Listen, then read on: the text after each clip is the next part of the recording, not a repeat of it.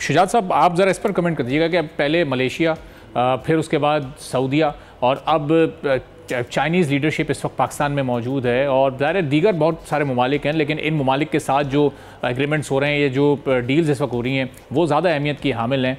तो ये एक गेम चेंजर के तौर पे इस इवेंट को हम ले सकते हैं कि आने वाले दिनों में जो दीगर ममालिक आ रहे हैं उनका भी इंटरेस्ट थोड़ा डेवलप होगा जब वो देखेंगे सऊदी अरब ने कितना इंटरेस्ट शो किया है, मलेशिया ने आके बड़ी कामयाब डील्स की हैं, फिर चाइनीज़ प्राइम मिनिस्टर के लिए भी अच्छी खासी वर्किंग की भी हमारी मिनिस्ट्री ऑफ प्लानिंग ने और मिनिस्ट्री ऑफ फाइनेंस ने।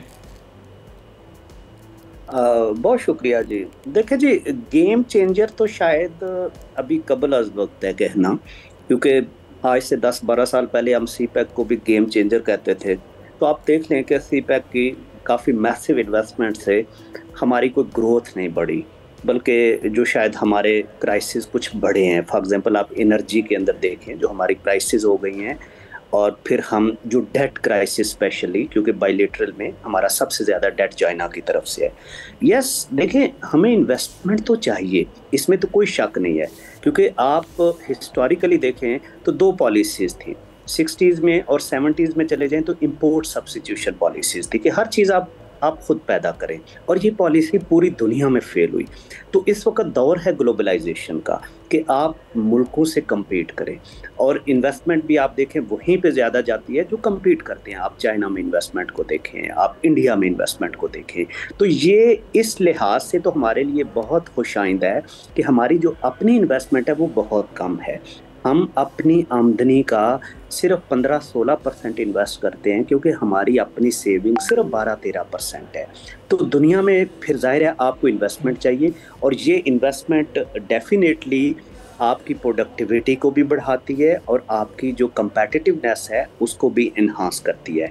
तो देखें, अगर जो जहाँ से भी बिज़नेस टू बिज़नेस इन्वेस्टमेंट आती है, चाहे वो मलेशिया से आती है, सऊदी अरेबिया से आती है, या और मुल्क हम पे इन्वेस्ट करेंगे, तो देखें इससे हमारी पॉलिसीज़ भी बेहतर होंगी, हमारा अपना जो डोमेस्टिक इन्वेस्टर है वो भी कम्पीट करेगा, और डेफिनेटली हम आगे को बढ़ेंगे।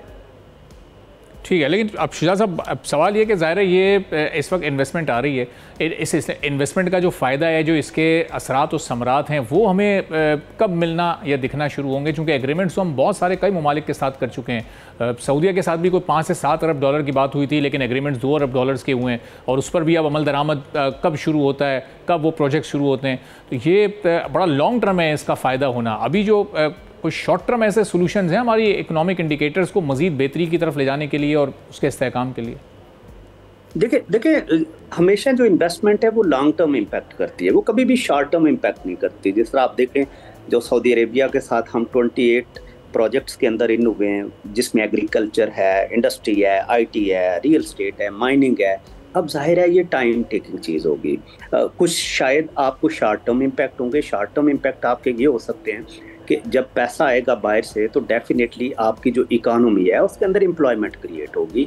डेफिनेटली जो हमारा करंट अकाउंट डेफिसिट है उसके ऊपर इम्पैक्ट थोड़ा बहुत आएगा। लेकिन एक्सपोर्ट देखें, जो अगली चीज़ है कि जो हम कहते हैं गेम चेंजर है, वो हमें देखना पड़ेगा कि वो इन्वेस्टमेंट हमारी मार्केट के अंदर हमारी रिसर्च एंड डेवलपमेंट को कितना प्रमोट करती है। मैं उसकी आपको मिसाल देता हूँ। देखिए, हमने एनर्जी के अंदर प्रोजेक्ट्स लेके आए, वो जो एनर्जी के अंदर प्रोजेक्ट्स आए उसने हमारा जो क्राइसिस है उसको एनहांस किया, क्योंकि वो इन्वेस्टमेंट इस तरह की थी कि हमने जिसको कहते हैं कि डॉलर के अंदर रीपेमेंट रखी, एक इंश्योर्ड बड़ा हाई प्रॉफिट मार्जिन उसके अंदर रखा, और आप देखें कि उससे एनर्जी की प्राइसेस बढ़ी।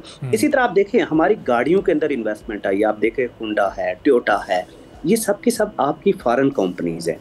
लेकिन बदकिस्मती से इन कंपनीज़ ने पाकिस्तान के अंदर कोई बहुत रिसर्च एंड डेवलपमेंट पे पैसा नहीं लगाया, और आज भी हम कोई गाड़ी एक्सपोर्ट नहीं कर पा रहे।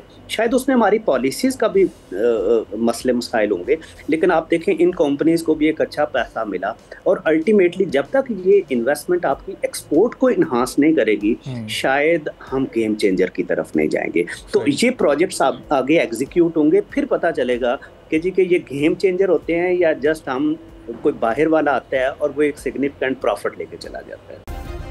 सब्सक्राइब करें और बेल दबाएं ताकि कोई खबर रह न जाए।